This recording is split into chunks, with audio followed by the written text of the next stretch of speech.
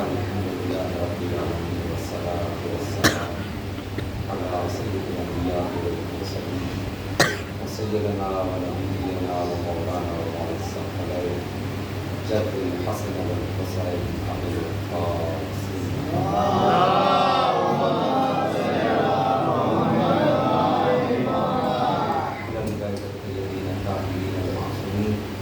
ولعنة الله على الآبائهم أجمعين. أما بعد، قال الإمام علي بن الحسين عليه السلام: بسم الله الرحمن الرحيم. اللهم بلغ إيماني أكمل الإيمان واجعل يقيني أفضل اليقين ونيتي إلى أحسن الديار. صلوات اللهم صل على علیہ السلام کے بابرکت اور فصاحت و بلاغت اور جامع کلام جسے دعائے امام سجاد علیہ السلام کے عنوان سے زمانے نے پہچانا، اور جیسے کہ میں روز اول سے یہی کہتا آ رہا ہوں کہ امام کے یہ کلمات جہاد باللسان، وہ جہاد جو امام نے اپنی زبان سے کیا، اور ایک روش اختیار کی کہ جب ظلم کا بازار گرم ہو، جب چاروں طرف خیالات منتشر ہوں اور ضمیر بک چکے ہوں، ماحول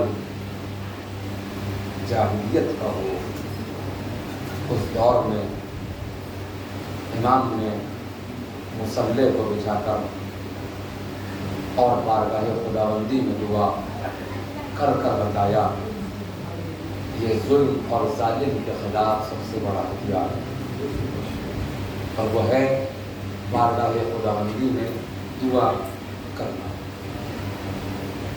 امام نے اس دعا کو، جسے مکارم الاخلاق کے نام سے جانا گیا، اس دعا کا نام ہے مکارم الاخلاق، یعنی وہ تمام اشیاء جو جسے انگلش میں کہنا چاہیے مورل ڈیوٹیز، وہ تمام ادب، تہذیب اور تمدن کہ جو انسان کے اندر اور انسان کے ضمیر میں اور انسان کے روح کو تازہ کر دے، وہ اخلاق ہے۔ کیونکہ بعض حدیثوں میں یہاں تک کہا گیا اگر کسی انسان کا اخلاق اچھا نہ ہو تو اس کی عبادت کارگر نہیں ہوتی۔ اسی لیے رسول نے 40 سال نماز یا روزہ یا حج کے بیانات کو نہیں سمجھایا، 40 سال کے بعد نبوت کا اعلان کیا، اس کے بعد نماز، روزہ اور حج جتنے بھی ارکان دین ہیں سب سمجھائے۔ کیوں؟ اس لیے کہ قرآن کی آیت بھی ہے هو الذی بعث فی الامین رسولا، سورہ جمعہ کی آیت ہے، هو الذی بعث فی الامین رسولا منہم یتلو علیہم آیاتہ ویزکیہم ویعلمہم الکتاب والحکمہ۔ اس آیت کریمہ سے بھی یہ معلوم ہوتا ہے کہ رسول نے اپنی تبلیغ کا آغاز انسان کے اخلاق سے کیا، اسے تزکیہ نفس کہتے ہیں۔ هو الذی بعث، یہ قرآن کی آیت ہے سورہ جمعہ کی، ہم نے مبعوث کیا تمہیں امیوں میں اس رسول کو جو تمہارا تزکیہ نفس کرے، یزکیہم، جو تمہارا تزکیہ نفس کرے۔ تزکیہ نفس کیا ہے؟ یعنی تمہارے اخلاق کو کمال پر پہنچائے۔ تزکیہ نفس کا مطلب ہے اخلاق کو کمال پر پہنچانا. اب اخلاق میں ہر وہ شے آ جاتی ہے جو معاشرے میں امن پیدا کر دے. وَيُزَكِّيهِمْ تزکیہ نفس کرنا. تزکیہ نفس کا مطلب ہے کہ اخلاق کو کمال پر پہنچانا. تو اخلاق پر کمال پر وہی پہنچائے گا جس کے لیے خود خدا کہے اے رسول ہم نے تمہیں اخلاق کا نمونہ بنا کر دنیا میں بھیجا. اور وہ ہے رسول اکرم. ہم نے اخلاق کا نمونہ بنا کر تمہیں دنیا میں بھیجا ہے، مبعوث کیا ہے. اس لیے تم تزکیہ نفس کرو. اب لفظوں کو غور کریے گا، پھر میں امام کی بات کراتا ہوں تاکہ قرآن کی آیت کا مفہوم سمجھ جائے. وَيُزَكِّيهِمْ پہلے تزکیہ نفس ہو، اخلاق کمال پر پہنچے. کمال اخلاق کیا ہے؟ اگر بات کرے تو نرم لہجہ ہو. اگر بات کرے تو نرم لہجہ ہو، جسے کہتے ہیں مورل ڈیوٹیز. بات کرے تو نرم لہجہ. اگر چلے تو رفتار میں تیزی نہ ہو. بیٹھے تو ادب کے ساتھ تاکہ یہ لگے کہ کوئی بیٹھنے والا حسینی ہے. چلے تو لگے کہ واقعا کوئی حسینی جا رہا ہے. اصل میں سب سے بڑی اخلاق کی منزل کا نام ہے حسین. تو مورل ڈیوٹیز میں سمجھ آتا ہے. زبان کھلے تو نرم لہجہ، گفتار و رفتار میں وہ میانہ روی اختیار ہو. حتیٰ کہ میں نے آداب اسلامی میں ایک چیز پڑھی، اگر کوئی بوڑھا تم سے آگے جا رہا ہے اور تم جوان ہو اور آگے نکلنا چاہتے ہو تو آداب اسلامی میں ہے کہ اس سے دعا سلام کر کے کہو معذرت کے ساتھ میں ذرا جلدی ہوں، مجھے آگے نکلنا،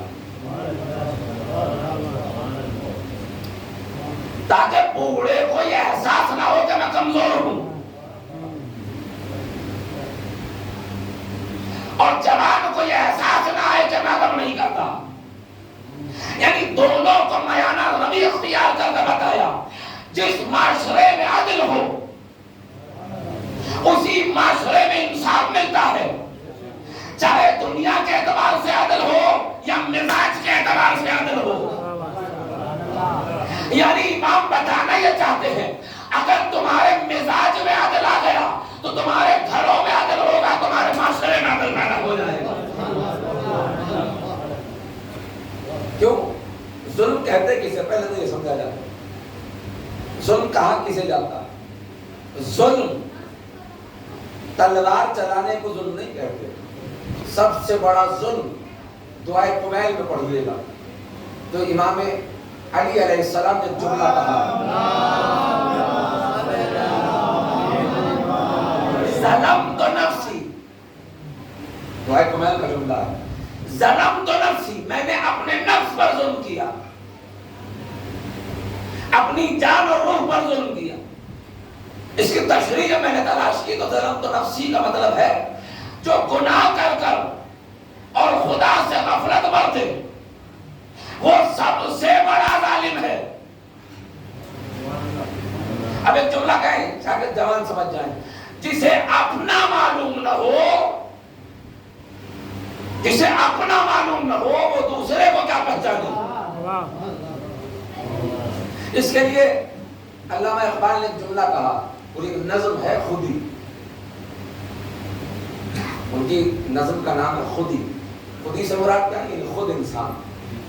لوگوں نے الگ الگ فلسفے ہیں اور شاعروں نے خودی کو برا سمجھا ہے، لیکن علامہ اقبال نے خودی کو کسی ایک اعتبار سے بیان کیا ہے. خودی کا مطلب یہ ہے کہ خودی کو پہچان لو. خودی کا مطلب ہے کہ خود کو پہچان لو. جس نے اپنے آپ کو پہچان لیا اس نے اپنے رب کو پہچان لیا. یہ تو حدیث مبارکہ میں بھی ہے. یعنی جس نے اپنے آپ کو پہچان لیا اس نے اپنے رب کو پہچان لیا. تبھی تو امام نے کہا انسان تیرے اندر عالم اکبر ہے عالم اکبر یعنی پوری دنیا، بہت بڑی دنیا تیرے نفس میں ہے، ایک دفعہ جھانک کر تو دیکھ، تجھے میں بھی دکھائی دوں گا، معاشرہ بھی نظر آ جائے گا۔ عالم اکبر کا مطلب پوری دنیا، ہال ورڈز، پوری دنیا تمہارے ضمیر میں ہے۔ یعنی خدا نے انسان کو کتنا طاقتور بنایا، اگر اپنے گریبان میں جھانکے تو خدا نظر آ جاتا ہے۔ اس کا مطلب فلسفہ بتا رہا ہوں، خدا مسجدوں میں تلاش نہیں کرو، خدا سجدوں میں تلاش نہ کرو، سجدہ کرنے سے پہلے گریبانوں میں جھانک لو تو خدا نظر آ جائے گا۔ یہ تو شیطان نے بھی کر کے بتایا، اپنے کو نہیں دیکھا لیکن ہزاروں سجدے کیے اور ملائکوں میں شمار ہو گیا۔ اگر اپنی خلقت کو دیکھ لیتا اور خالق پہ نظر کر لیتا تو 1000 سجدے بچ جاتے، لیکن 1000 سجدے رائے گاہ ہو گئے، کیونکہ خود کو نہ پہچانا۔ تو جو خدا کو، جو خود کو نہ پہچانے وہ خدا کو کیا پہچانے گا؟ یہ شیطان کی غفلت تھی۔ یہی امام فرما رہے ہیں، ظلمت نفسی، جو اپنے وقار کو نہ پہچانے۔ اچھا یہ وقار کی بات آئی، بات میں بات نکلتی ہے۔ امام نے فرمایا جو جتنا با اخلاق ہوگا اتنا ہی اس کا وقار بلند ہوگا،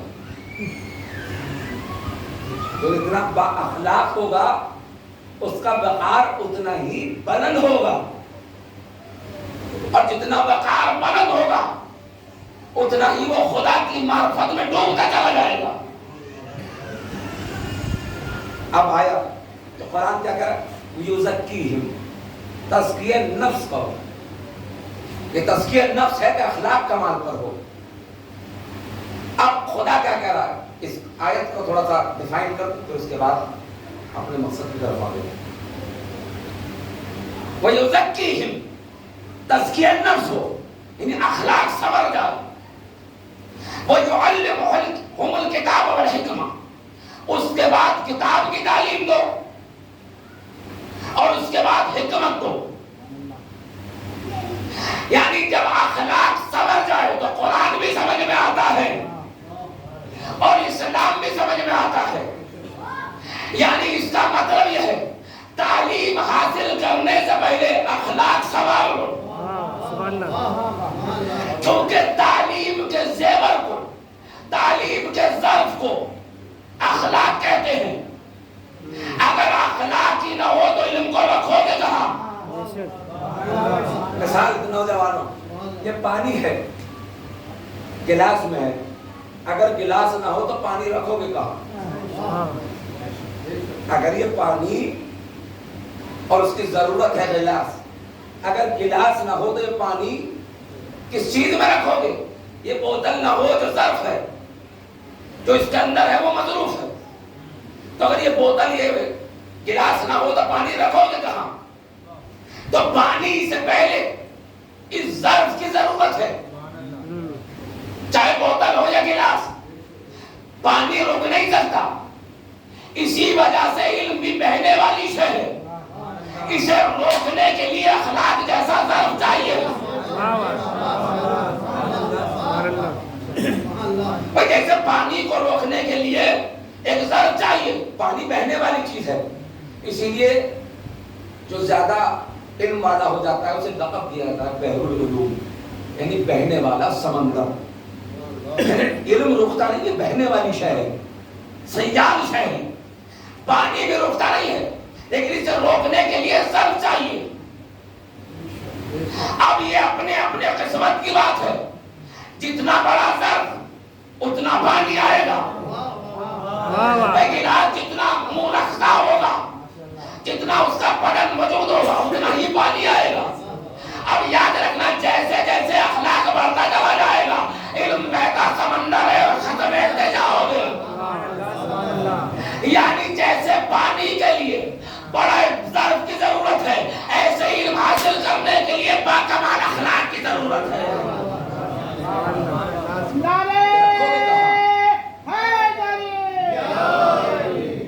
رکھو گے کہاں؟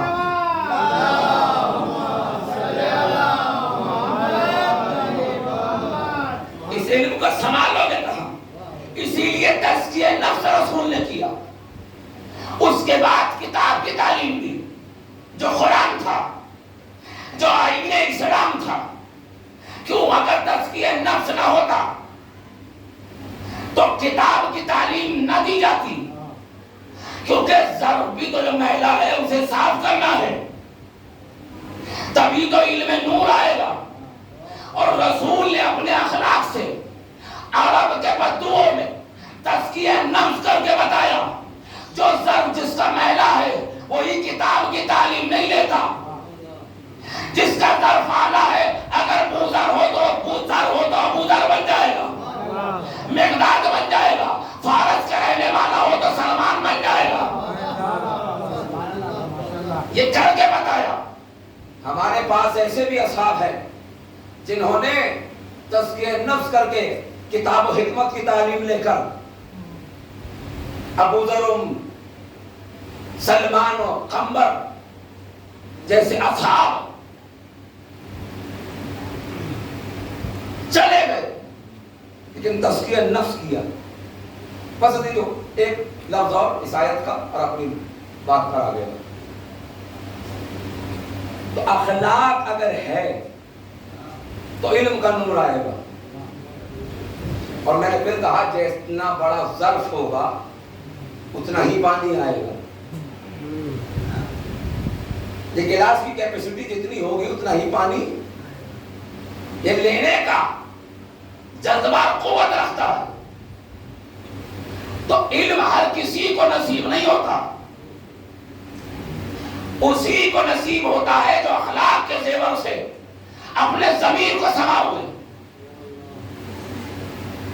گفتگو زیادہ ثقیل تو نہیں ہو رہی.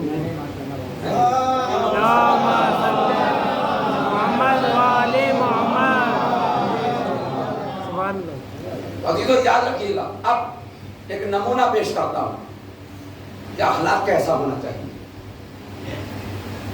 دور امام سجاد،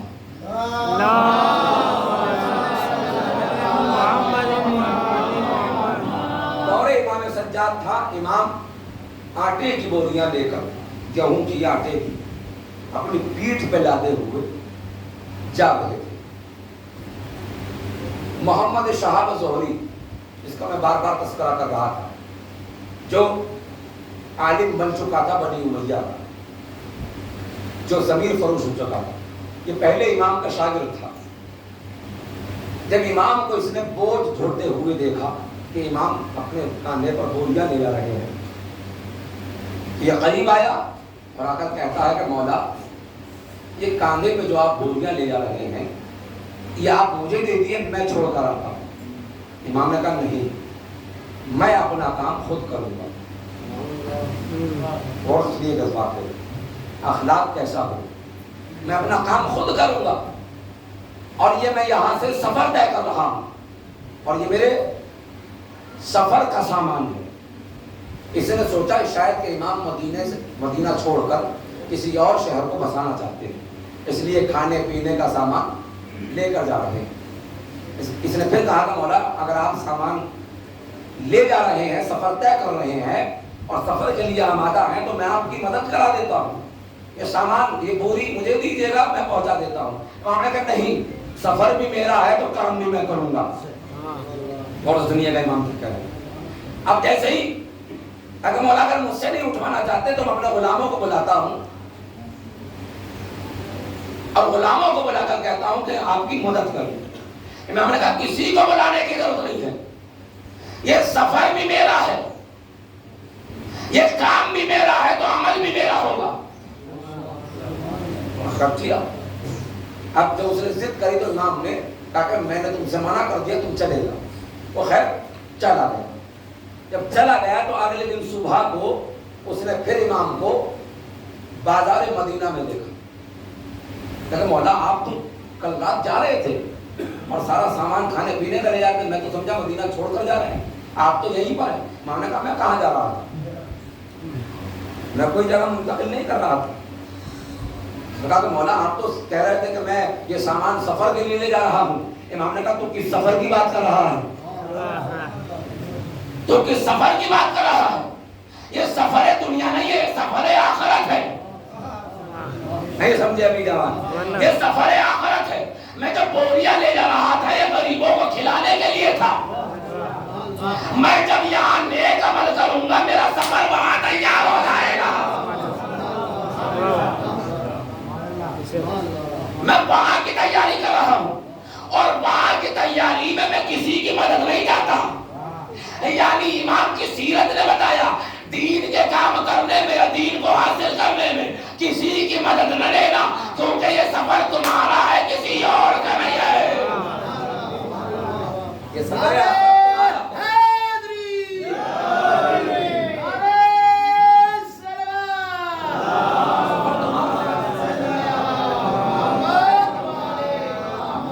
کسی اور کا سفر نہیں ہے. اب امام حج کے لیے چلے. یہ بھی باخلاق اسی موضوع سے ربط کھا رہا. اسے بھی 2-4 لفظوں میں بیان کر دیں. امام نے بہت حج کیے اور تاریخ جو کہتی ہے کہ امام کا جو حج کم عمر میں ہی 4 سال کی عمر میں امام نے حج کیا. 4 سال کی عمر. 4 سال کا بچہ ہوتا کیا ہے؟ اور سے تو بولتے بھی نہیں. 4 سال کی عمر میں جو حج کیا عبداللہ ابن مبارک جو اہل بیت کا چاہنے والا تھا یہ کہتا ہے کہ میں حج میں تھا. میں نے دیکھا ایک بچہ ہے جو قافلے کے پیچھے پیچھے چل رہا. قافلے کے پیچھے پیچھے چل رہا 4 سال کی عمر. میں نے دیکھا بچے کے ساتھ نہ کوئی بڑا ہے نہ کوئی سامان ہے نہ کوئی سواری ہے نہ بستر ہے نہ اوڑھنے پہننے کے لیے کوئی کپڑا ہے نہ کھانے پینے کے لیے کوئی سامان ہے نہ کوئی بڑا ہے جس کے ساتھ یہ بچہ آتا. میں بہت دیر سے عبداللہ بن مبارک کہتا ہے کہ میں بہت دیر سے بچے کو دیکھ رہا تھا. یہ نہیں جانتا کہ یہ کون ہے. میں قریب پہنچا جب قافلہ رکا. میں نے پوچھا بچے تم کس کے ساتھ ہو؟ اب امام کا جواب سنیے کیا عالمانہ اور باخلاق جواب دیے. 4 سال کی عمر تم کس کے ساتھ ہو؟ کہا کسی کے نہیں. جس کے ساتھ اللہ ہو اسے کسی کے ساتھ کی ضرورت نہیں ہے. یعنی جملہ یہی سے مل گیا جو دین کا کام کرے تو یاد رکھنا اپنے حوصلے کو بلند کر لینا. اسے کسی کے ساتھ کی ضرورت نہیں ہے. اگر اللہ ساتھ ہے تو دین کا کام ہو جائے گا. دین کا کام خود بخود ہو جائے گا. کہ مجھے کسی کے ساتھ کی ضرورت نہیں ہے جب میرا معبود میرے ساتھ ہے. اب عبداللہ بن مبارک کہتے ہیں کہ یہ جب جواب میں نے اس بچے سے سنا تو میری عقل حیران اور متحیر ہو گئی. شاید کہ یہ بچہ کوئی معمولی نہیں ہے جو اتنا با اخلاق اور عالمانہ جواب دے رہا. اب انہوں نے دوسرا سوال کیا کیونکہ جب اچھا جواب مل جائے تو دوسرا سوال کرنے کا دل کرتا. جب کوئی جواب ہی پہلے تمیزی سے دے دے تو سوال کرنے کا دل کرے گا نا, جواب طلب کرنے کا من کرے گا. جب اتنا اچھا جواب دیا عالمانہ کیونکہ عبداللہ بن مبارک پڑھے لکھے تھے اپنے وقت کے عالم تھے اور بچہ 4 سال کا کہ میں اللہ کے ساتھ ہوں. اب انہوں نے دوسرا سوال دیا تمہارا کہاں جانا چاہتے ہو؟ تمہارا مقصد کیا ہے؟ سفر کیا ہے تمہارا؟ اگر مقصد کیا ہوتا جس کی نگاہ میں خدا ہو اس کا کوئی مقصد نہیں ہوتا. امام کیا کہتے ہیں میں دنیا میں ضرور ہوں لیکن مجھے خدا تک جانا ہے. میں دنیا میں ضرور زندگی بسر کر رہا ہوں لیکن دنیا کے امور کو انجام دیتے دیتے میری نگاہ میں مقصد خدا رہتا ہے. یعنی امام نے اس جواب سے بتا دیا دنیا میں کرنا بھی کچھ اور جہاں بھی رہنا لیکن نگاہ میں خدا رہے تو سمجھ جانا اسلام والے ہو. اچھا اب اس نے جب دوبارہ عالمانہ جواب دیا امام نے, انہوں نے کہا کہ مجھے پھر سوال کرنے کا دل ہوا. کہا کہ اچھا یہ بتاؤ تمہاری سواری کیا ہے؟ اب امام کی سواری سنو کیونکہ اونٹوں سے گھوڑوں سے اس وقت حج کا سفر طے کرتے تھے. اب نہ امام کے پاس اونٹ ہے نہ گھوڑا ہے, کچھ بھی نہیں ہے, پیدل. اگر تمہاری سواری کیا ہے؟ اب امام نے کیا کہا وہ سنیے گا. امام نے کہا اس کی کوئی سواری نہیں ہوتی جو راہ خدا میں نکل جائے. ابھی جواب مکمل نہیں ہوا, امام کو جواب سنیے گا. بھائی امام کہتے میرے پاس سواری نہیں ہے, مجھے اونٹ دے دو, میرے لیے گھوڑے عربی گھوڑے کا انتظام کر دو. نہیں, امام نے کہا اسے سواری کی ضرورت نہیں ہے جس کے پاس تقوی جیسی سواری ہو,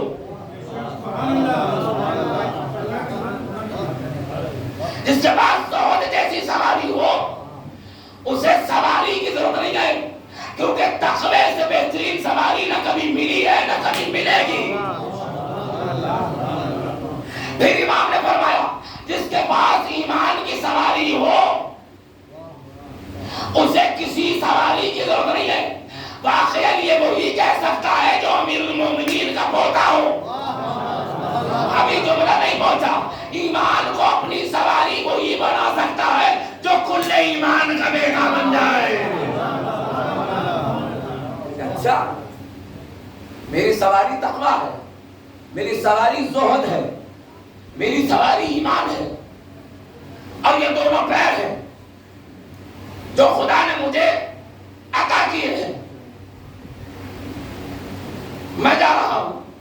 اب جب بچے کے یہ جواب سنتے رہے, اب حق بنتا ہے کہ پوچھا جائے کس خاندان سے. خاندان کا پتہ بھی تبھی پوچھا جاتا ہے جب اخلاق اچھا ہو. غور کریے گا, کیونکہ اخلاق ہی خاندان, معاشرے, سوسائٹی, گاؤں, قبیلہ, شہر, وطن, برادری, مذہب اور ماننے والوں کا سب کو بتا دیتا ہے, سب کو بتا دیتا. اگر اخلاق بد ہو تو آگے کوئی سوال نہیں کرے گا. ارے اس کا باپ بھی ایسے ہی ہوگا, اس کا بھائی بھی ایسے ہی ہوگا, یہ ایسی سوسائٹی میں رہتا ہوگا, یہ ایسی جگہ پر رہتا ہوگا, یہ ایسے ماحول میں رہتا ہوگا, ایسا کا ہی ماننے والا ہوگا. تبھی تو امام نے فرمایا ہمارے لیے باعث عزت بنو, ہمارے لیے باعث ذلت نہ بننا. یعنی لوگ تمہیں دیکھے تو ہمیں پہچانے. نہیں سمجھ میں آیا. اگر مجالس و جلوس ہو, کوئی بھی دین کا کام کرو, تو دنیا والے الگ دیکھ لیں کہ یہ وہ مسلمان نہیں ہے, یہ مسلمان حسینی ہے. صلوات میرے محمد والے.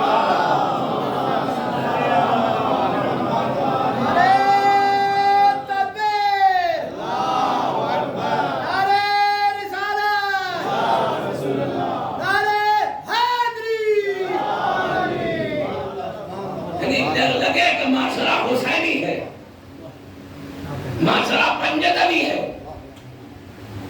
معلوم ہو. یاد رکھنا اگر ایسا معاملہ ہے تو صحیح معاملہ ہے. اب امام سے پوچھا, بنتا ہے کہ کہاں کس خاندان سے.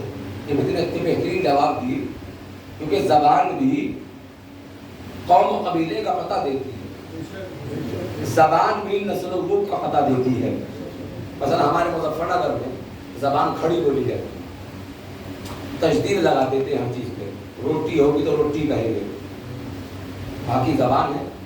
تو اگر کہیں جائے ہمارے جگہ کا کوئی شخص تو فوراً پوچھے گا اور مظفر نگر سے ہو کیا. وہ کیوں؟ کیونکہ وہ تشدید لگا دیتے ہیں. لوٹا ہوگا تو لوٹا ہوگا تو لوٹا کہہ دیں گے, روٹی کہہ دیں گے. کیوں؟ تشدید لگا دی, کھڑی بولی ہو گئی. پہچان لیں گے تو فلاں علاقے کا ہے, فلاں کلچر سے آیا ہے, فلاں معاشرے سے, فلاں ضلع سے آیا ہے. اس کا مطلب زبان کی شائستگی اور تنگی نے, زبان کی نرمی اور کڑواہٹ نے تمہارے معاشرے, تمہارے ماحول, تمہارے گاؤں, تمہارے کلچر, تمہارے خاندان, تمہارے نسب و حسب, تمہارے باپ, تمہارے دادا, تمہاری نسل, تمہارا روح, تمہارا مذہب,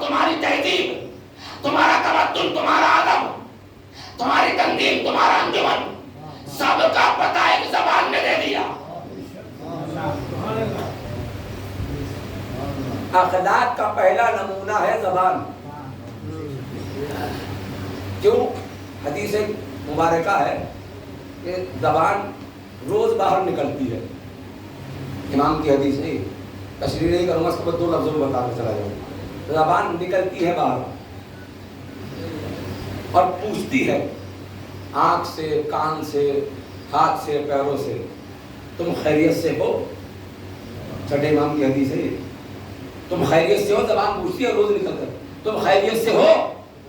کانوں سے، آنکھوں سے، ہاتھ پیروں سے، اعضاء و جوارے سے زبان روز نکل کے پوچھتی ہے تم ٹھیک ہو؟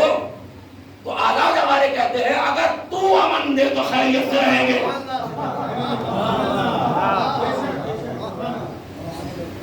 اگر تو خیر میں رہے تو ہمیں ذلیل اور رسوائی نصیب نہ ہوگی. اسی وجہ سے نہج البلاغہ میں امام نے فرمایا ہر انسان اپنی زبان کے پیچھے پوشیدہ ہے.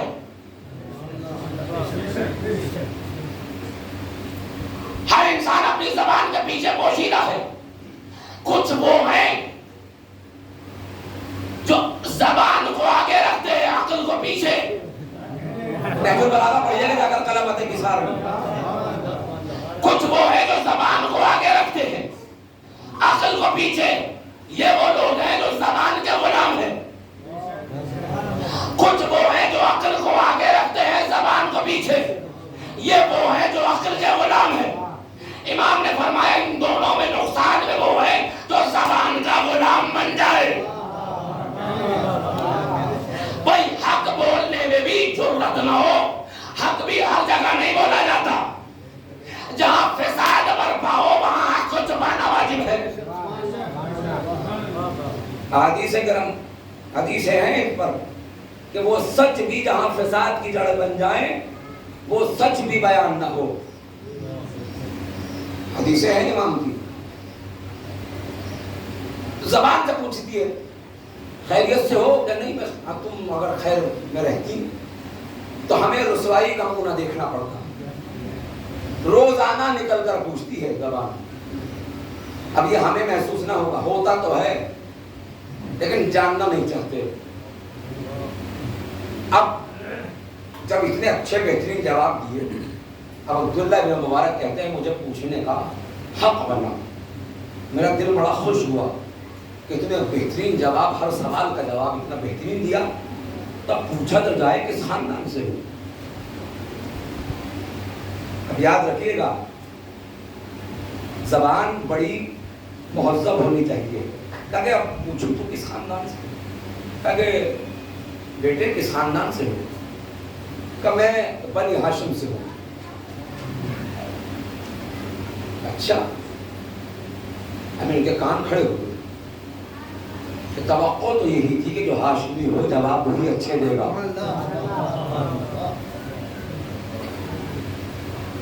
جواب وہی اچھے دے گا کہ اچھا ہاشمی کس خاندان سے ہو؟ ہاشمی کہ عبد المطلب کے خاندان، بنی عبد المطلب.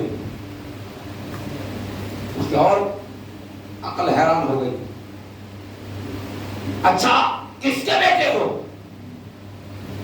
اب یہ کہتے کہ حسین کا بیٹا ہو ہے، امام حسین کے بیٹے ہیں. یہی تو کہتے نہیں، یہ نہیں کہا.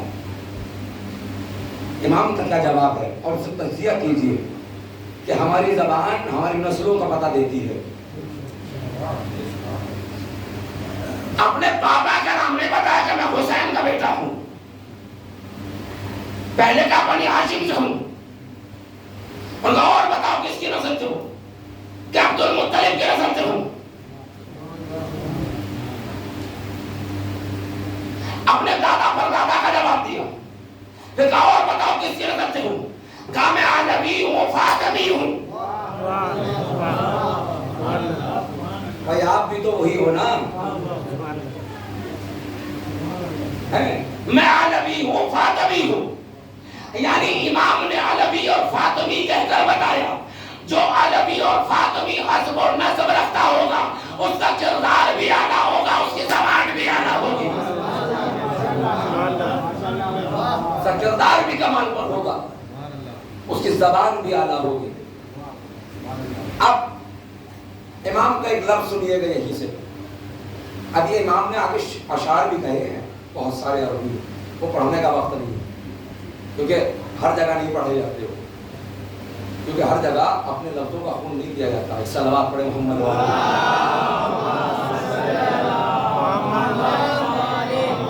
بہرحال وہ چھوڑ دیا میں نے، تو دوسری طرف آ گیا۔ امام کا ایک لفظ اور سنیے یہیں سے۔ اب امام کا دور ہے، امام نے ایک کنیز سے شادی کر دی۔ میں کردار امام بتا رہا ہوں، جہاد بالکردار۔ ابھی جہاد باللسان سنا تھا، اس میں بھی تھوڑے بیان کروں گا۔ جہاد بالکردار سنیے گا تھوڑی دیر، کیونکہ یہ بیان نہیں ہو پایا تھا۔ امام نے کنیز سے شادی کر لی۔ کنیز کون ہے؟ جو غیر سادات تھے، امام کی غلام تھی۔ اچھا، امام کا ایک رویہ تھا، امام کا ایک طریقہ تھا کہ غلاموں اور کنیزوں کو خریدتے تھے، لیکن غلامی کے لیے نہیں، انہیں پڑھاتے تھے، لکھواتے تھے اور زمانے کا فقیہ بناتے تھے، اور کہتے تھے کہ تم اب آزاد ہو۔ سمجھے کیا امام کرنا چاہ رہے ہیں؟ غریب لوگوں کو خریدا جو دوسرے کی غلامی کر رہے تھے۔ یہی تو اسلام ہے کہ دبے کچلے لوگوں کو علم دو، ایجوکیشن دو، تاکہ وہ اٹھ کر مذہب اہل بیت کی تعریف کر سکے۔ اب وہ غلام جو آتے تھے وہ مسلمان نہ ہوتے تھے، کوئی افریقہ سے آ رہا ہے، کوئی کہیں سے آ رہا ہے، الگ الگ ملکوں کے، الگ الگ نسلوں کے، الگ الگ مذہب کے ماننے والے، لیکن امام خریدتے تھے اور اپنے پیسے سے۔ امام کے 1000 درخت تھے کھجور کے، باغ 1000 درخت، اس کی کمائی آتی تھی۔ اور بھی دیگر امام کے زمینات تھی۔ کوئی معمولی شخصیت کا نام نہیں ہے امام زین العابدین۔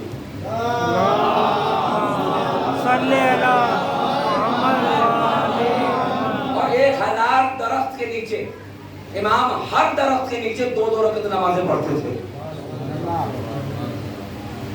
2 رکعت نمازوں کو ادا کرتے تھے۔ اس کمائی سے غلاموں کو خریدتے تھے، ان کے رہنے سہنے کا انتظام کرتے تھے، کیونکہ وہ دربدر ہوتے تھے، ان کے آگے پیچھے کوئی نہیں ہوتا تھا۔ انہیں خریدتے تھے، رکھتے تھے، 3 وقت کا کھانا دیتے تھے، کپڑا دیتے تھے۔ کتنا خرچ ہوگا بھائی، خود اندازہ لگائیں۔ کپڑا، کھانا اور سب سے بہترین زیور علم سے آراستہ کر کر۔ اور روایت تو یہ کہتی ہے کہ امام نے اپنے غلاموں کو جنہیں خریدا تھا، کنیزوں کو، قرآن بھی حفظ کرا دیا تھا، حدیثیں بھی حفظ کرا دی تھی۔ اور ایسی ایسی کنیزیں تھیں امام کی جو قرآن کے لہجے میں گفتگو کرتی تھی۔ کیسے؟ ایک کنیز کہتی ہے کہ میں امام کے پاس آفتابہ لے کر گئی، یعنی لوٹا۔ جب لے کر پہنچی اس میں وضو کا پانی تھا۔ میں امام کے پاس جب پہنچی تو مجھ سے امام کی ہیبت کی وجہ سے وہ میرے ہاتھ میں لرزہ پیدا ہوا اور امام کے اوپر وہ پانی گر گیا۔ تو امام نے کنیز کی طرف ایسے دیکھا تو کنیز نے سمجھا شاید کہ اب امام مجھ پر غصہ کریں گے۔ میں علم کا معیار بتا رہا کہ امام نے کیسی کیسی محنتیں کی۔ ابھی کنیز تھی جو خرید کر آئی تھی، لیکن در اہل بیت سے متصل ہو گئی تو قرآن کی حافظہ ہو گئی۔ قرآن اور علم کی حافظہ ہو گئی۔ پانی کیسی گرا؟ امام نے مڑ کر دیکھا، سوچا کہ شاید کہ غصہ امام کریں گے۔ فوراً قریب نے قرآن کی آیت پڑھی، کاظمین الغیظ عافین عن الناس واللہ یحب المحسنین۔ بھائی کنیز فضہ ہی نہیں ہے، جو اس گھر میں آ جائے سب کی سب فضہ کہلاتی ہے۔ تو یاد رکھنا، شیعوں کے مسلمانوں میں یاد رکھنا، جو آ جائے وہ حسینی کہلائے، تو کہنا ہے حسینی۔ جو گھر سے ایسے ہی کے آیا تھا کولا اٹھ کے چلا جائے تو حسینی کہاں رہا؟ بھائی امتحان گاہ میں آئے ہو تو پیپر میں کچھ تو نقل کرو گے، کچھ تو لکھو گے. بھائی نمبر 0 ہے، 0 نمبر تو ہے، جس نے کچھ لکھا ہی نہیں ہے میرے معیار کے اعتبار سے تو 0 بھی نہیں ملنی چاہیے، اس کے تو نمبر ہی نہیں ہے. لیکن 0 ہمارے نمبر ہے، لیکن اتنا عقیدہ ہے 0 سے ہی سنکھیائیں بنتی ہیں، اور جو آگے لگائیں گے وہ امام لگا دیں گے. بھائی خطاؤں کے پتلے ہیں، لیکن مجلسوں میں آ کر ازالہ تو کرنے آئے کہ ہم آئے ہیں. اب جملہ کریں، اب جملہ آپ کی نظر ہے، مجلسوں میں آئے تو حرملا بننے نہیں، ہور بننے آیا.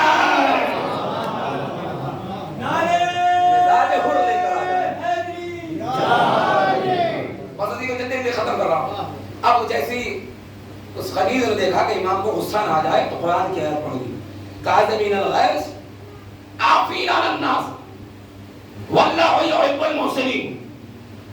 کیوں پڑھی اس نے؟ کیونکہ قرآن کہہ رہا ہے، کنیز آیت پڑھ رہی ہے، کس کے سامنے؟ امام کے سامنے. جو امام کے سامنے قرآن پڑھے اس کا علم کیا ہوگا؟ اسے کہتے ہیں امام کا شیعہ. جو امام کے سامنے اپنی زبان کھولے اس کا علم کہاں ہوگا؟ کاظمین الغیظ، امام نے کہا میں غصہ نہیں کروں گا. کاظمین الغیظ کا مطلب کیا ہے؟ اللہ غصے کو پی جانے والے کو، عافین عن الناس، اور معاف کرنے والے کو. غصہ پی جانے والے کو اور معاف کرنے والے کو. واللہ یحب المحسنین، اللہ دوست رکھتا ہے. امام نے فرمایا میں نے تجھے معاف بھی کر دیا، میں نے تجھے غصہ بھی نہ کیا. کنیز بڑھ کے بولی باقین اگر آپ اللہ کے دوست نہ ہوتے تو مجھ پر یہ قرآن کی آیت پڑھنے کا سلیقہ نہ ہوتا.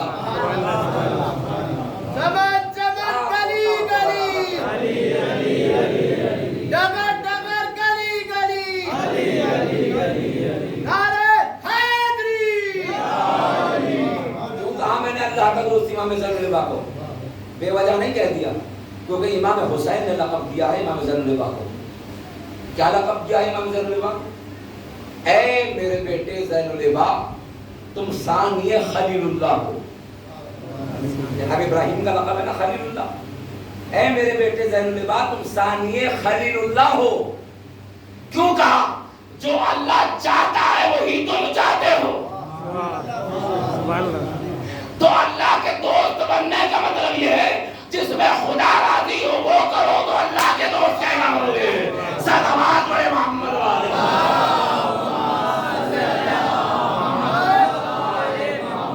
اللہ کے دوست شمار کیے جاؤ ورنہ نہیں ہو سکتے.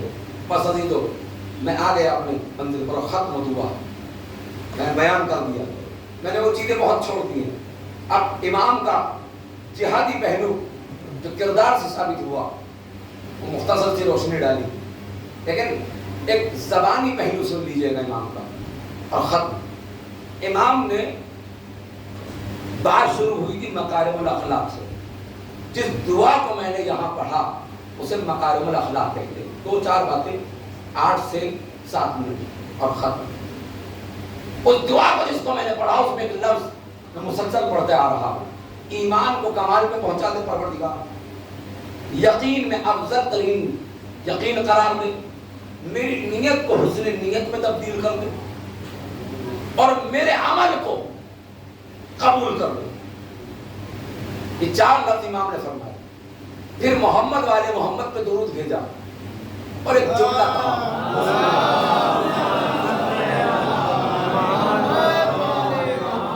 وہ جملہ تک لے کر آنا ختم ہوا. امام نے کیا کہا؟ پروردگار اللہم، اے میرے معبود، اے میرے پڑھنے والے، اپنی قدرت سے، بے قدرت کا، اپنی قدرت سے تو میرے فساد کو، فساد منی، میرے اندر کے فساد کی اصلاح فرما۔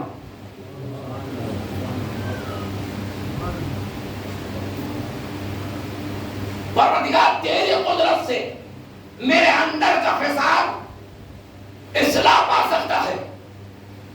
یعنی امام کا یہ جملہ بتانا چاہتا ہے معاشرے میں فساد تبھی ختم ہوگا جب اپنے اندر کے فساد کے لیے خدا سے دعا مانگو گے۔ اپنے اندر کے فساد کے لیے خدا سے دعا مانگو۔ اگر اپنے اندر کے فساد کے لیے خدا سے دعا نہ مانگی تو معاشرے میں منتشر ذہن جو فساد برپا ہو رہا ہے اس میں امن نہیں آ سکتا۔ اور میں بار بار کہہ رہا ہوں فساد نفس تبھی ختم ہوگا جب صاحب علم ہو جاؤ گے، اور صاحب علم کے لیے ضرورت ہے کہ صاحب معرفت ہو جائے۔ فساد کیا ہے؟ فساد یہ نہیں کہ کسی کے ہم لڑ رہے ہیں، کسی کی گردنوں کو اڑا رہے ہیں، نہیں۔ فساد کا مطلب ہے دین کے اعمال کو پائمال کرنا۔ جیسے میں نے کل روشنی ڈالی 4 باتوں پر، 4-5 باتوں پر، 2 باتوں پر آج روشنی ڈالوں اور ختم۔ کل میں نے یہ روشنی ڈالی کہ پڑوسیوں کا حق کیا تھا، کہ ہمسائے کی، اس کی غیبت میں اس کے مال اور اس کی عزت کی حفاظت کرو، جب وہ سامنے ہو تو اس کا احترام کرو۔ اب امام کیا فرما رہے ہیں؟ حقوق بہت ہیں، اس کو بیان کرنے کا وقت نہیں، بس چند باتیں بیان کر دیتا ہوں مجموعی طور پر، الگ الگ نہیں، تاکہ بات ختم ہو جائے۔ امام نے فرمایا معاشرے کا حق ہے،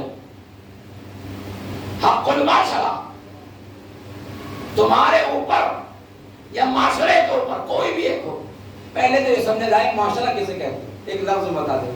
آیت اللہ شہید مرتضی مطہری نے اپنی کتاب فطرت میں ایک جملہ لکھا ہے، معاشرہ کہتے ہیں 4 انسانی عقلوں کو، جہاں 4 انسانی عقلیں جمع ہو جائے اسے معاشرہ منظم کہا جاتا ہے۔ آگے انہوں نے ڈیفائن کیا کہ معاشرہ اس جگہ کو کہا جاتا ہے جہاں تہذیب اسلام ہو۔ آیت اللہ شہید مرتضی مطہری اتنے بڑے عالم ہیں کہ ایران کی فتح میں، ایران کے انقلاب میں ان کے بھی افکار تھے جو امام خمینی کو مدد دے رہے، اور امام خمینی کے شاگرد تھے۔ امام خمینی کے شاگرد ہیں شہید مرتضی مطہری، لیکن ان کے افکار اپنے استاد کو انقلاب ایران میں مدد کر رہے تھے، اتنے بڑے عالم تھے۔ یہ کہتے ہیں کہ فطرت کتاب میں کہ معاشرہ اسے کہتے ہیں جہاں 4 انسان بستے ہوں، جہاں انسانی سوسائٹی ہو، جہاں انسانیت باقی ہو، جہاں پاس و لحاظ کا سمجھا جائے، جہاں ایک دوسرے کے حق کو پامال نہ کیا جائے، جہاں عقل روشن ہو، جہاں تہذیب و تمدن کی رمق باقی رہے، جہاں اسلامی کلچر ہو۔ اگر 4 آدمی ایسے ایک جگہ جمع ہو جائیں تو ان 4 کو معاشرہ کہیں گے۔ کتنا گہرا جملہ ہے، ان 4 کو معاشرہ کہیں گے۔ انہوں نے بتایا معاشرہ وہی ہے جو صاحب عقل ہو، چاہے ایک ہو چاہے 4 ہو۔ یعنی جملہ اب تک نہیں پہنچا۔ معاشرے کو، مکمل معاشرے کو معاشرہ نہیں کہتے۔ اگر ایک کے اندر اسلامی رمق ہو تو اکیلا معاشرہ ہے، یعنی مکمل بھیڑ کو معاشرہ نہیں کہتے۔ جہاں اسلام کی روشنی پائی جائے اکیلا بھی ہو تو معاشرہ کہلاتا ہے۔ انہوں نے کہا کیوں ہے یہ؟ کیونکہ انقلاب ایران میں پیدا کرنے والے ایک ہی شخص تھا، امام خمینی، جنہوں نے منقلب کر دیا تمام ایران کے افکار کو، اور آج تک وہی اثر باقی ہے۔ انہوں نے اسی بات پہ لکھا اگر ایک انسان اچھے طریقے سے اسلامی کلچر میں ڈھل جائے تو باقی معاشرے میں شمار نہیں ہوتے. وہ اکیلا معاشرے کو بدلنے کا ہنر بھی رکھتا ہے, طاقت بھی رکھتا ہے. کیوں؟ یہ تو سینکڑوں مثالیں ہیں. اگر سبھی ایسے ہو جائیں تو اسے معاشرہ نہیں کہتے. وہ آگے کہتے ہیں جہاں دین کی رمق نہ ہو وہ معاشرہ نہیں بلکہ جانوروں کا ایک صحرا ہے, جانوروں کا ایک جنگل ہے جہاں انسانی شکل میں 2 پیر والے جانور رہتے ہیں. اب یاد رکھیے گا, جہاں انسانی شکل میں 2 پیر والے جانور رہتے ہیں. اسی لیے نہج البلاغہ میں امام نے فرمایا کیا مجھے اللہ نے اس لیے خلق کیا ہے کہ میں کسی کے کھونٹے پہ بند کر. کھونٹا سمجھ گئے؟ اب آپ کے مطلب نہیں کیا کہتے ہوں مجھے نہیں معلوم. ہمارے تو کھونٹا کہتے ہیں جہاں جانور کو باندھا جاتا ہے کھور کے سامنے, جہاں وہ چارہ کھاتا ہے. اب امام تشبیہ کیا دے رہے ہیں, معاشرہ اگر ایک میں اسلام سمجھ جائے تو معاشرہ اکیلا ہے. یاد رکھیے گا, معاشرہ انسانی تہذیب کو کہتے ہیں نہ کہ انسانی بھیڑ کو. انسانی بھیڑ کو معاشرہ نہیں کہتے. اب ایک جملہ شاید کہ یہاں سے بیدار ہو کر سن جائیں. لاکھوں کی فوج کوفہ سے آئی لیکن معاشرہ نہیں تھی. وہاں بات پر نے اسلامی اقدار کو سمیٹ کر بتایا جو حسینیت کو اپنے کلچر میں ڈال لے معاشرہ انسانی وہ ہے. معاشرہ انسانی کو. اب امام کیا کہتے ہیں, بس آخری بات مثال ہے یہ. امام نے کہا نہج البلاغہ میں پڑھیے گا جا کر, برات ربط کھا رہی ہے اس سے کلام سے. فساد امنی کیا ہے؟ فساد یہی تو ہے کہ ہم سب کچھ یہ سمجھتے ہیں کہ ہم بہت مہذب ہو رہے ہیں. سمجھنے سے کچھ نہیں ہوتا, کرنے سے ہوتا. سمجھنے کو تو میں بھی سمجھ جاؤں آیت اللہ, لیکن سمجھنے کو تھوڑی ہو رہا ہے جب تک محنت نہیں کروں گا. سمجھنے کو میں سمجھ جاؤں گا ڈاکٹر, لیکن ڈاکٹر صاحب بیٹھے ہیں, ڈاکٹر تو وہی رہیں گے نا. مجھے ایک ٹیبلیٹ کا بھی معلوم نہیں. مجھ سے کوئی لینے آئے تو میں تو سر درد مانگے گا بیچارہ, میں تو پیر کے درد کی دے دوں گا. مجھے کیا پتا کہاں کا کون سا درد ہے. اب چاہے پیٹ بھی خراب ہو چاہے کچھ خراب ہو, کیونکہ مجھے تو پین کلر دینی ہے. کڈنی خراب ہو یا کچھ خراب, کیوں؟ کیونکہ ادھورا گیان ہے, اور ادھورے گیان والا معاشرے کے لیے بھی خطرناک ہے, اسلام کے لیے بھی خطرناک ہے. ڈاکٹر صاحب معذرت کے لیے مثال دے رہا ہوں, ایک مثال دے رہا ہوں. اگر ڈاکٹر ایسا ہو جسے ڈاکٹری نہ آتی ہو تو وہ جسم کو بیکار کرے گا. اگر مولوی بیمار ہو تو وہ روح کو بیمار کر دے گا. اور سماج میں سینکڑوں مولوی ملے گئے جو تھوڑی بہت کتابیں پڑھی اور اللہ ہو گئے. اب سنیے گا امام کیا کہہ رہے ہیں, کیا مقصد ہے ہمارا یہاں خلق ہونے کا. فساد کیسے ختم ہو ہمارے اندر سے, یہ کیسے جائے. بھائی جانا یا جانا یہ آپ کی ذمہ داری ہے, بیان کرنا میری ذمہ داری. کیسے جائے, بس یہ آخری بات ہے. گھبرائیے گا نہیں, جلدی رنگ ملے گی چونگا میں. یہ تو سمجھیے گا میں نے یہاں جیسا کہ بھائی سے پوچھیے تو وہی روہنی میں رہتے ہیں, 1.5 گھنٹہ پڑھیں گے, پڑھائی ہے لوگوں نے. یہ تو یہاں تو میں نے بہت کم اختصار سے کام لے رہا, لیکن آپ گھبرائیے گا نہیں, آخری بات ہے ختم ہوا ہے نا.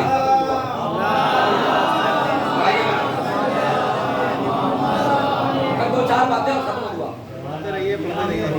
آپ تو جوان ہیں لیکن کچھ بزرگ بھی بیٹھے ہیں بیچارے جو پریشان ہو جائیں گے. نہیں 2-4 باتیں اور ختم ہوا. اب امام کیا کہہ رہے ہیں,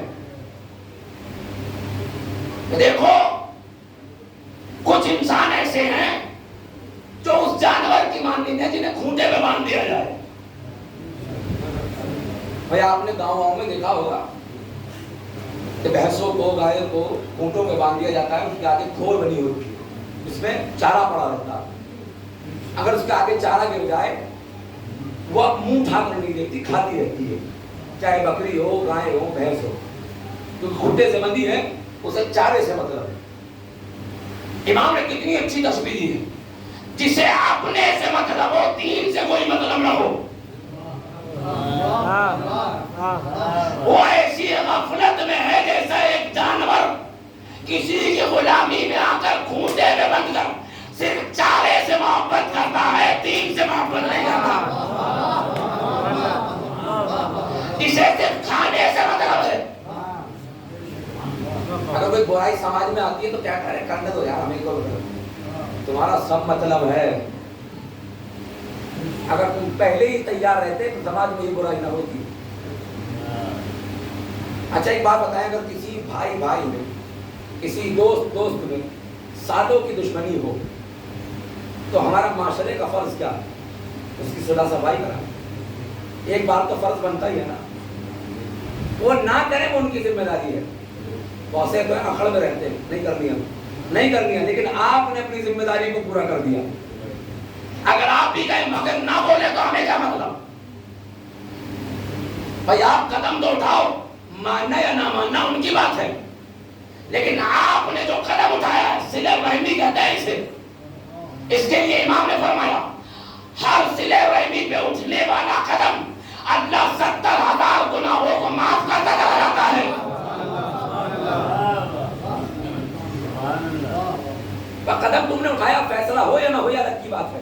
قدم تو تم نے راہ خدا میں اٹھایا کہ اچھی نیت ہے کہ دو دوست بول لیں، دو برادری کے مومن آپس میں گلے مل لیں. آپ نے قدم تو اٹھایا، مانے یا نہ مانے ان کی بات ہے. اگر آپ بھی گھر بیٹھ جائے کہ ہمیں کیا مطلب ہے، تو یاد رکھنا اسی جانور کے مانند ہو جو کھونٹے پہ بند کر صرف چارے سے مطلب رکھتا ہے. بھائی دین میں بگاڑ تب بھی پیدا ہوتا ہے جب صلح صفائی کے لیے کوئی آگے نہیں آتا اور دشمنی بڑھتی چلی جاتی ہے. نہ ماننا یا نہ ماننا ان کی قسمت ہے، یہ الگ بات ہے. اب امام نے کہا ایک جانور تو یہ ہے جو کھونٹے سے بن کر چارہ کھاتا ہے، آخری بات ہے یہ مثال کی. دوسرا جانور وہ ہے کہ جو کھونٹے سے نہیں بنتا، آوارہ ہوتا ہے. کیا مثال ہے. تحریر بلاغہ پڑھیے گا جا کر، اور کوئی کہے تو مجھے اپنا نمبر دے دیں، میں اسے PDF فائل بھیج دوں گا. ڈھونڈنے کی پریشانی ختم ہوگی. آپ یہی لفظ ہیں امام کی کہ ایک جانور تو ہے جو کھونٹے سے بنتا ہے، اسے چارے سے مطلب ہے. کوئی صاحب اگر مجھے تو مسلح سے مطلب ہے، مجھے تو ماتم سے مطلب ہے، مجھے تبرک سے مطلب ہے. بھائی ایسے تھوڑی ہوتا. معاشرے میں اصلاح بھی کرواؤ. بھائی مجالس کر کیوں رہے ہو؟ تاکہ حسینیت کو پہچانو.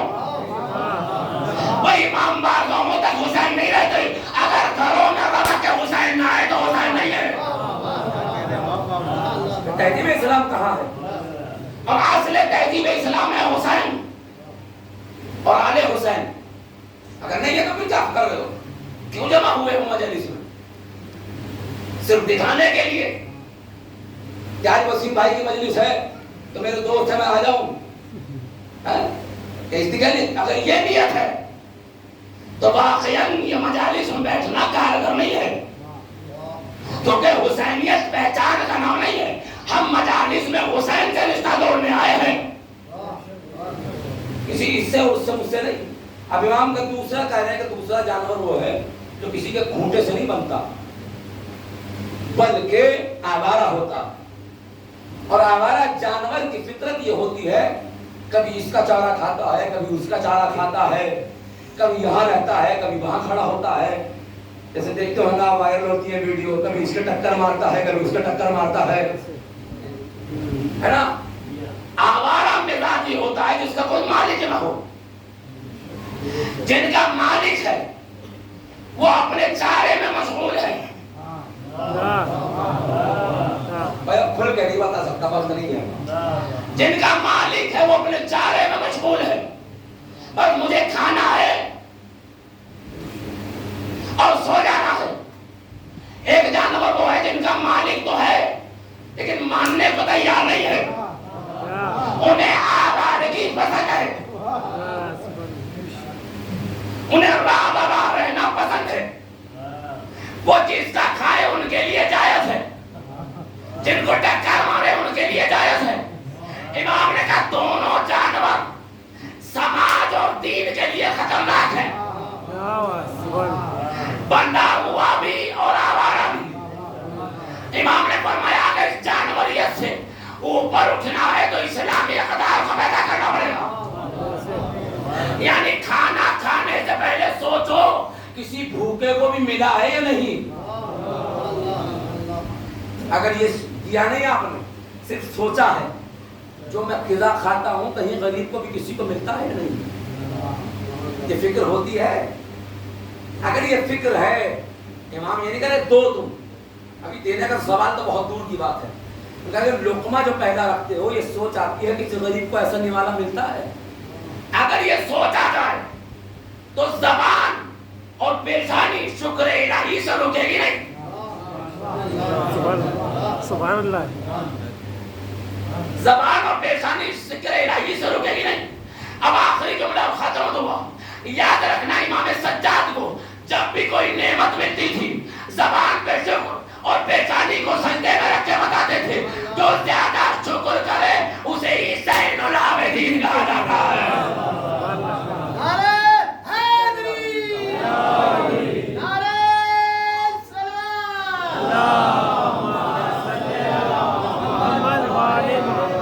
لیکن عزیزو یاد رکھنا ذرا اس ماحول میں تھوڑی کمی کو دور کیجیے تو زندگی جینے کا مزہ ہے، واقعی جینے کا مزہ. اکثر و بیشتر اکثر جگہوں پر ویسے معاملات ہیں جن کو بیان کرنے کا تو وقت نہیں ہے، آپ خود سمجھتے ہو کس طریقے کا ماحول ہے. لیکن یاد رکھیں امام سجاد اور اہل بیت نے جو قربانی دے کر رشتوں کو سمجھایا، کربلا میں کیسا کون سا رشتہ ہے جو نہیں تھا. باپ بیٹے کا رشتہ، بیٹی باپ کا رشتہ، بھائی بھائی کا رشتہ، غلام آقا کا رشتہ، دوست دوست کا رشتہ، مومن مومن کا رشتہ، ماں بیٹے کا رشتہ، زوجہ شوہر کا رشتہ، پھوپھی بھتیجے کا رشتہ، ماموں بھانجے کا رشتہ، چچا بھتیجے کا رشتہ. کون سا رشتہ ہے جو کربلا میں نہ ہو؟ مسائل سے پہلے ان رشتوں کو سمجھ لیا کریں. جہاں رشتوں کا خیال رکھا جائے وہی کربلائی ہے. امام حسین نے سب رشتوں کو جوڑ کر بتایا. تجزیہ کیجیے گا لیٹ کر بستر میں کون سا ایسا رشتہ ہے جو نبھانا تھا. سب رشتے ہیں، امام نے سب کا خیال رکھا اور سب کو یہ محسوس نہ ہونا دیا. بہت سے ایسے رشتے بھی تھے جن کے باپ نہ تھے، ان کے باپ جا چکے تھے، شہادت پا چکے تھے. بہت سے ایسے تھے جن کے باپ نہیں آئے تھے، جیسے جناب عبداللہ، ان کے 2 بیٹے اور محمد. لیکن باپ کی جدائیگی کا احساس نہیں ہونے دیا. اسے کہتے ہیں حسین. جو باپ بھائی بیٹے ماں بھتیجے ان سب رشتوں کو یکجا کر دے اسے حسین کہتے ہیں. اور جو اس رشتوں کو پاس و لحاظ کر کے بچا لے اسے حسینیت کہتے ہیں. یہ ہمیں کرنا ہے. کربلا کا درس یہ ہے کیونکہ ادھر بنی امیہ میں کوئی رشتہ نہیں تھا، وہاں پیسے کا رشتہ، غلامی کا رشتہ، عقل کا رشتہ، انا کا رشتہ، دشمنی کا رشتہ، غصب کرنے کا رشتہ، مال لوٹنے کا رشتہ. کربلا میں کچھ تو ایسے بھی آئے تھے، کتاب کا حوالہ دے رہا ہوں، لہوف ہے اور دیگر کتابیں ہیں، مقتل حسین، مقتل مطہر، ان میں ہے کچھ تو کربلا میں ایسے آئے تھے جنہیں بلایا نہیں گیا تھا، جنہیں عمر سعد یا کسی نے یہ نہیں کہا تھا تم جنگ پہ چلو کربلا. نہیں، کچھ تو ایسے بھی تھے جو مال لوٹنے آئے تھے. چاہے بنی امیہ والوں کا مال لوٹے، ان کے بھی مرے، ان کا گھوڑا، یا ادھر امام حسین کا مال لوٹے. صرف وہ مال لوٹنے آئے تھے جن میں یہ خولی تھا. کیونکہ بعد میں اس نے کارنامے کرے تو یہ منظر عام پہ آ گئے، ورنہ یہ مال ہی لوٹنے آیا تھا. سب سے بڑا مال جو لوٹنے آیا تھا، یہ تاریخ ہے کہ سر امام حسین چورا کر دیتا. سب سے بڑا مال اس دور میں سر امام حسین. کیوں؟ لاکھوں کی رقم تھی، کروڑوں کی سمجھ لیجیے گا، جو سونے کے درہم ملنے والے تھے. یہ اس چکر میں آیا تھا کہ امام حسین کا سر لے جاؤں چورا کر اور کسی کے ہاتھ میں لگے. اور بھی تھے اس چکر میں، لیکن کچھ ایسے لوگ تھے. لیکن وہاں کا رشتہ دیکھیے، وہاں کوئی لالچ نہیں تھا، صرف رشتوں کا پاس و لحاظ. اور سب سے بڑا رشتہ وہاں حسینیت ہے. اور اس سے بڑا رشتہ توحید الہی تھی.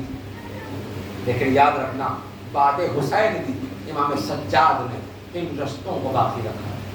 کیونکہ اماں ساتھ میں، بہنیں ساتھ میں، ماں ساتھ میں، زوجہ ساتھ میں، بچے ساتھ میں، خاندان کے لٹے ہوئے ساتھ میں. کوئی یتیم ہے، کوئی بیوہ ہے، کسی کا بیٹا جا چکا، کسی کا باپ جا چکا، کسی کا بھائی جدا ہو گیا، کسی کا بھتیجا جا چکا، کسی کا جوان بیٹا چلا گیا. امام سجاد نے تمام رشتوں کو سنبھالا. جس کا بیٹا چلا گیا اس کو تسلی دی، جس کا باپ چلا گیا اس کو تسلی دی. میں کہوں گا امام سجاد کو کون تسلی دے؟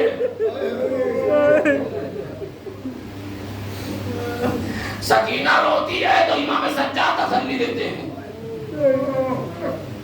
زینب روتی ہے تو امام سجاد تسلی دیتے ہیں. سب کو تسلی دیتے ہیں، لیکن امام سجاد کو تسلی دینے والا کون ہے؟ ابھی تو 2-4 جملے پڑھوں گا، ختم دعا، کیونکہ ابھی علم بھی برآمد ہونے والا ہے، اس میں بھی تھوڑا وقت نکلے گا. لیکن یاد رکھنا عزیزو، علمدار کو یاد کر کر کر زینب و سجاد بہت روئے ہیں. آج جب یہ علم مبارک برآمد ہوگا نا، زیارت کرے اور جب ماتم کرے تو تصور کرے شبیہ ہے علم اٹھائیں گے تو ہمارے ہاتھ رک نہیں پاتے، سینوں پہ جاتے ہیں. اس لیے کہ زینب نے اور امام سجاد نے جب بھی جہاں سے عباس کو یاد کیا ہے تو کہا چچا عباس. زینب نے پکارا تو بھیا عباس.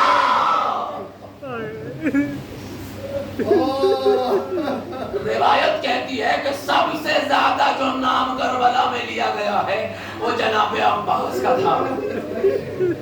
ہر بیوی نے جناب عباس کو پکارا ہے، حتی تک کہ جناب سکینہ کو جب تمانچہ لگتا تھا اور جب بابا کو یاد کرتی تھی اور جب کوئی مشکل دشمن دیتا تھا تو تب جا کر وہ کہہ کہتی تھی جناب سکینہ اے میرے چچا آپ ہوتے تو مجھے تمانچے نہ مارے جاتے.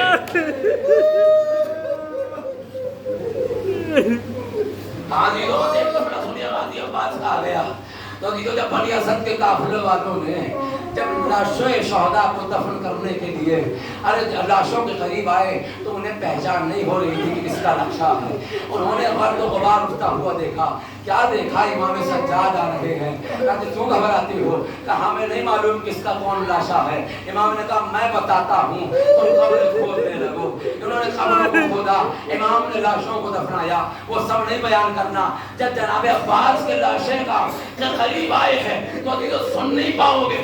عزیزو یاد رکھنا جناب عباس کا لاشا جب امام سجاد نے اٹھایا، اسی لیے علماء نے پڑھا ہے، تاریخ میں موجود ہے، جناب عباس کا لاشا بہت چھوٹا تھا اس لیے کہ اسے ٹکڑے ٹکڑے کر دیا گیا تھا. امام نے لاشے عباس کے ٹکڑوں کو جمع کیا اور قبر میں اتارا.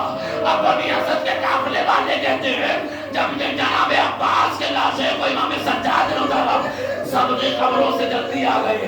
ہم نے دیکھا جناب عباس کی قبر سے امام سجاد باہر نہیں آتے.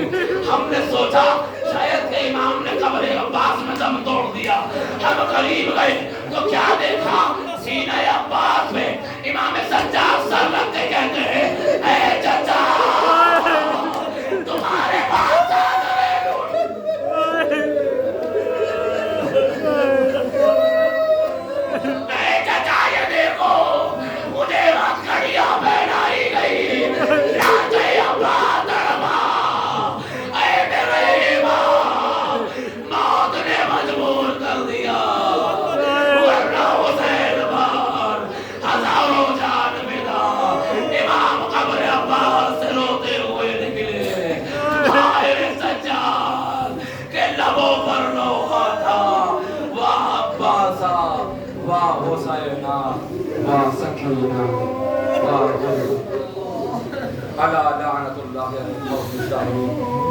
ایک دعا کی درخواست ہے.